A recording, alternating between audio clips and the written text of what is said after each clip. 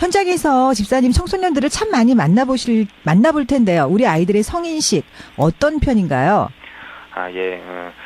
성인식이라고 하면 어떤 그 10대들의 성 가치관을 말씀하시는 것 같은데요. 네네. 그 여러 가지 문제적인 요소들에 대해서는 오늘 시간에 말씀을 드리지 않아도 많이 아시리라고 생각되고요. 그 우리 10대들의 성 가치관을 판단하고 그 문제로 삼기에 앞서서 정말로 그들은 어찌할 바를 몰라서 무척이나 괴로워하고 있다는 사실을 말씀드리고 싶은데요. 네. 그들의 성 관련 가치관은 아직 분명히 미완성인데 자신의 몸과 사회적 환경과 하나님의 뜻으로 정리된 올바른 성 가치관을 정립해주지 못해서 그 세 가지 부족함으로 인해서 현재의 10대 청소년들은 성 관련 문제에 대해서 아주 대책 없이 내몰리고 있다라는 생각을 하고 있습니다. 네. 아이들도 괴로워하고 있는 거군요. 네. 네.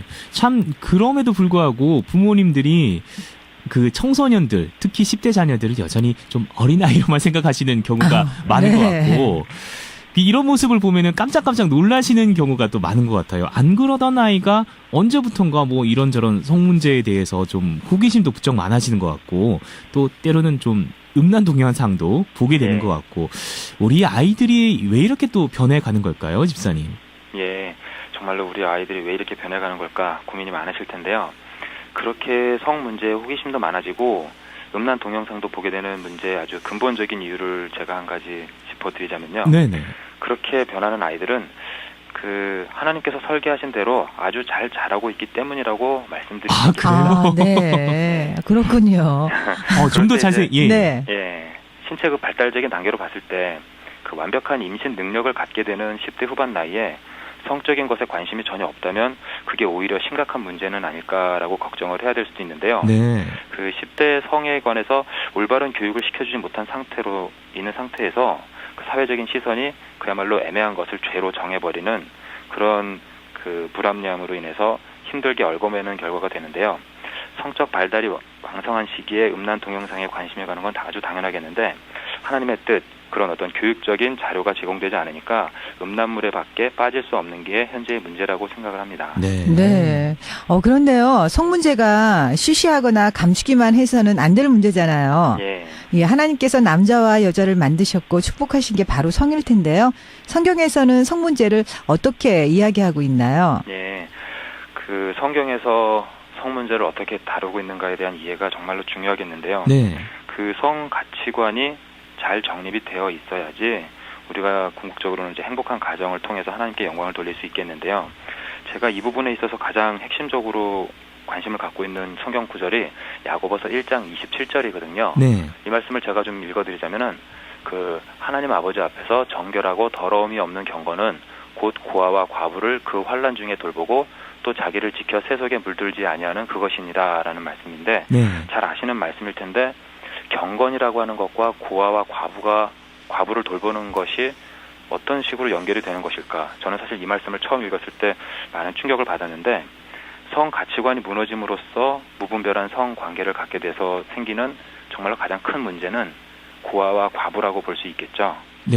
예, 그러니까 가정의 테두리 안이 아닌 그냥 고아와 과부가 생기는 것으로 인해서 그 하나님께서는 그 마음 아파하시는데 우리의 정결한 그 경건 생활이 고아와 과부를 돌보는 것이다라고 하는 이런 어떤 상관관계를 놓고 봤을 때 무분별한 그 성 가치관이 그 미혼모를 만들어내는 것이 정말로 행복한 가정을 망가뜨리는 아주 큰 문제가 된다라고 생각을 합니다. 네네. 그런 관점에서 또 성경을 보자면은 성경에서는 인간 사이의 어떤 성 문제를 많이 다루고 있는데요.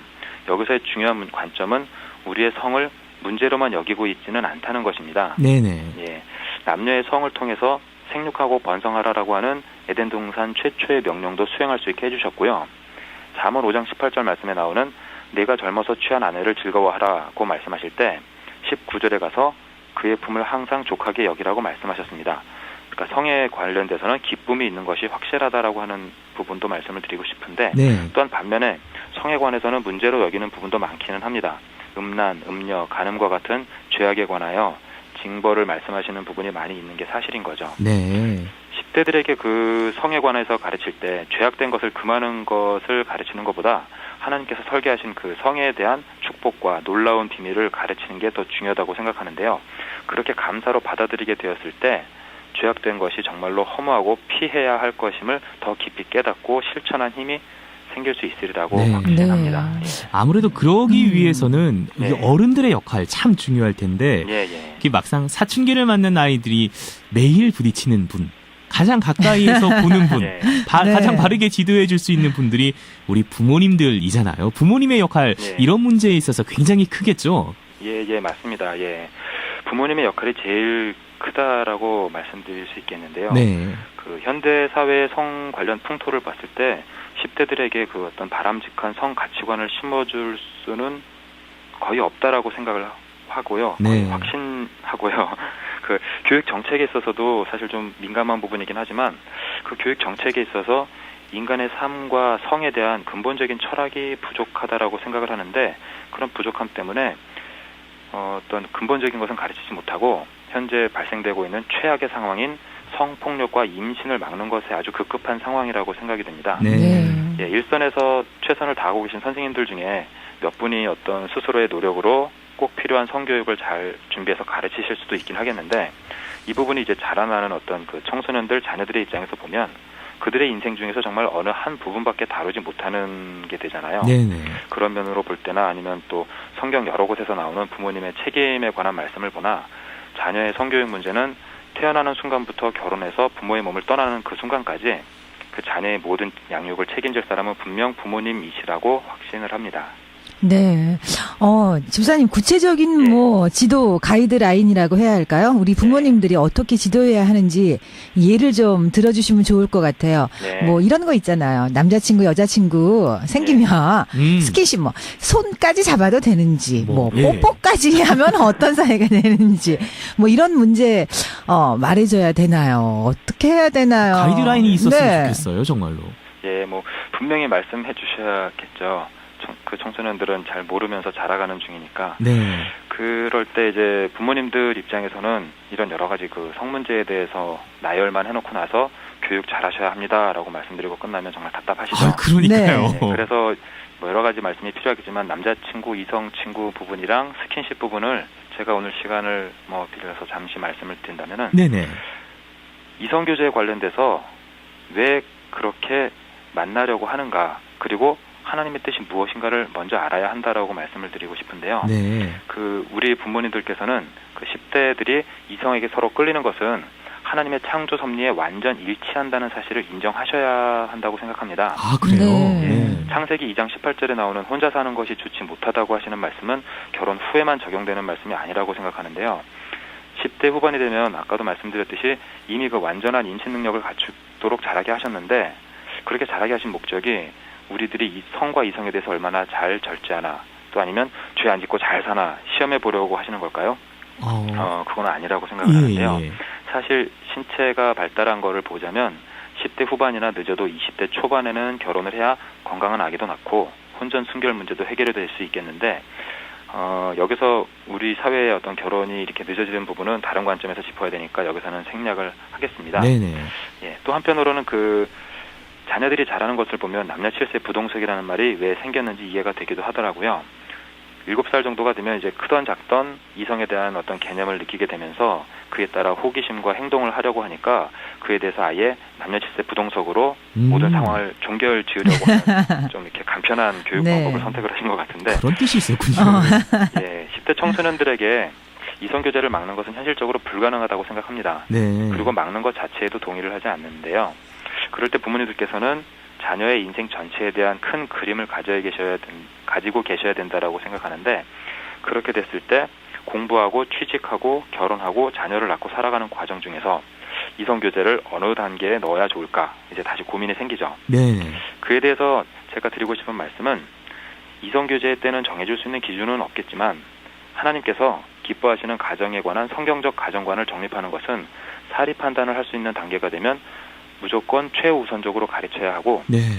그 가정은 이성을 만나서 만들어가는 것이라는 사실을 가르치셔야 된다고 생각을 합니다. 네. 그 이성이 그렇게 소중한 존재임을 먼저 가르치시면 이성 교제도 소중하게 여길 것이고 그 이성 교제와 가정에 대한 소망이 지금 당장 공부하는 것, 절제하는 것, 순결한 것 그런 것에 대한 은혜와 능력을 강구하는 기도의 자리로 인도할 것이라고 생각이 되고요. 예, 스킨십 부분도 제가 되게 간단하게 말씀을 좀 드려도 될까요? 네네. 네. 예. 스킨십이 참 민감한 부분이죠. 제일 스킨십은- 걱정되는 네. 부분인 것 같아요. 제가 좀 핵심을 먼저 말씀을 드리자면 스킨십은 분명히 성행위의 시작이라는 부분, 그리고 성행위는 생명을 만드는 것이고 생명은 가정 안에서만 만들어져야 된다라는 말씀을 드리고 싶습니다. 아까 제가 야고보서 1장 27절 말씀드렸는데 그 부분이랑도 지금 연결이 되는 거죠. 미혼의 임신은 고아와 과부를 만드는 것이라서 아주 명백한 죄입니다. 이 부분은 정말로 죄입니다. 네. 네. 하나님의 친밀함을 위한 연애 단계에서도 스킨십이 필요하다는 부분도 또 볼 수 있는데 둘이 연합하여 한 몸이 되는 행복한 결혼을 준비하기 위해서도 스킨십은 꼭 필요하니까 어떤 생명을 만들지 말아야 한다라고 하는 그 하나님의 그 질서와 또한 친밀한 그 하나됨을 위한 스킨십은 필요하겠습니다. 그럴 때 그럼 이제 일일이 어디까지 구체적으로 손을 잡아야 되냐, 뽀뽀를 해야 되냐 네. 이 부분에 대해서 하나님께서 설계하신 그 가정관을 깨달은 남녀가 스킨십의 한계를 스스로 정할 수 있도록 하면 제일 좋은데요. 네. 10대들에게는 이 모든 것을 맡기기에 참 여러모로 부족한 면이 있으니까 부모와 선배들의 조언이 필요하겠고요. 그 중에서 성행위를 위한 흥분으로 가는 스킨십과 연인의 단계에서 친밀함과 신뢰를 위한 스킨십을 구분하는 능력만 키워주시면 사실 알아서 각각의 그 커플들의 특성에 따라서 잘할 수 있으리라고 생각합니다. 네. 네. 먼저 가정이 소중하다는 것, 하나님께서 가정을 정말 소중하게 여기고 계시다는 것을 잘 가르쳐 주면은 네. 그 이후로는 굉장히 좀 교육이 더 쉬워지고 아이들도 좀 잘 알아들을 수 있을 것 같은데 집사님 지금 봄방학이어서 방송 듣고 있을 우리 청소년들도 있을 텐데요. 마지막으로 10대들에게도 하고 싶은 말씀이 있을 것 같아요. 아, 예. 10대 청소년들에게도 드리고 싶은 말씀이 있는데요. 네. 그 10대를 살아가고 있는 청소년 여러분께 직접 말씀드리겠습니다. 예. 네. 10대를 살아가고 있는 청소년 여러분, 성과 이성 문제에 관해서 고민이 많으시죠.